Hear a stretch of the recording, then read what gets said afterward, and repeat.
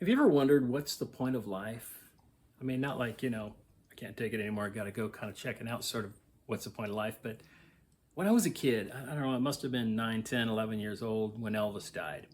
I'd never had anyone in my life die, anybody that I was close to that I knew. So death was kind of a concept, but the idea of someone who's that huge and that famous suddenly gone. And in my young mind, I thought, how is that someone that could have accumulated all of this knowledge, skill, talent, just all that's gone? All that accumulated knowledge, skill, and talent just gone. And it made me wonder, what's the point of life? If everything I accumulate, my talents, my skills, my whatever, it just goes when I go? Yeah, I guess I was a bit of a philosophical kid. I don't think I knew it at the time. But it's an interesting question. And I'm certainly not the first one to consider it, and I'm certainly probably not going to be the last one to consider it. There have been a lot of people who've talked about it. But you think about the great people that have been here and now are gone, and who had amazing ideas that are gone. Now, Einstein is a great example. Einstein had this amazing mind where he came up with these incredible things. But of course, there's these ripple effects, there's these echoes when we go. And when you're as big as Einstein, the echoes of Einstein's work ripple through our lives in ways that most of us aren't even aware of. If you're watching this on a device of any kind, it has the ripple effects of Einstein's theories inside that device, because some of those theories were put to use to do some of the things that we do now, to use things like Wi-Fi and use a cell phone. But what about you and me? Einstein said, try not to become a man of success, but a man of value. Ladies, this counts for you too. So how do you become a person of value? How do you become a person of value? See, what he understood was that it's that we leave something useful behind us, that those echoes we leave are bigger than just, this is how rich he was. This is all the stuff that he accumulated. It's what we leave behind, the good we do, even when we're gone.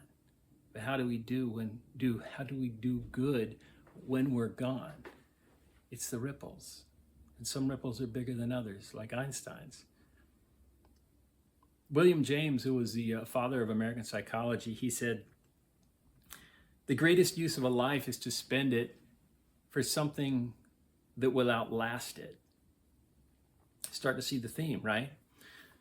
The greatest use of life is to spend it for something that will outlast it. You see, we can do good in our lives, but if we do really good work, if we do beautiful things, we do kind things, we do kindnesses, and I'm not talking about being Einstein or being Elvis or John Lennon, again, another brilliant mind who's gone, but all their ripples, continue. It's not about leaving ripples that big. It's about leaving any ripples at all. It's the lives we touch. It's the lives we touch. Maya Angelou said, your legacy is every life you have touched. Maya Angelou, the great poet who's also no longer with us. Your legacy is the lives you have touched. Now, this is good and bad, right? Because you can touch lives in a bad way. We all have in some way or another. We all have regrets, unless we're terribly narcissistic or sociopathic. We all have regrets, and we can make amends about those things. But the reality is that if we make mistakes, we have to look at them and try to figure out how not to make them again. And that feeling we have that makes us feel terrible about what we did, make us regret it, or makes us want to avoid it, is the knowledge that we did something that we don't want to do again, that we shouldn't do again. And that's how we grow. So this whole point of life thing, it really is about echoes. For good or for bad, it's the echoes we leave behind. So the big question is, what are the echoes you're leaving behind? What are those ripples in the pond? What's your legacy?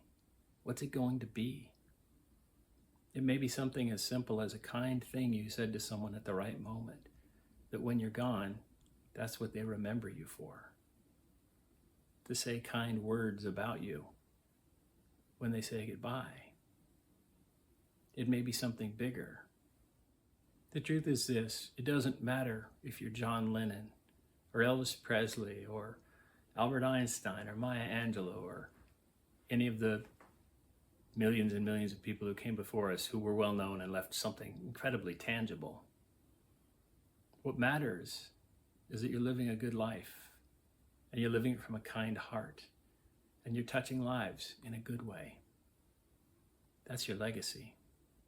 We gather it all: songs, memories, scars, and then we let it go. It's gone. But your echo, make that a good one. Thanks for being here. If you haven't checked out the Soul podcast yet, check it out. I think you'll like it. Season 4 is about to start, and it's longer versions of topics like these where we do a much deeper dive. Thanks for being here, and I'll see you on the next video.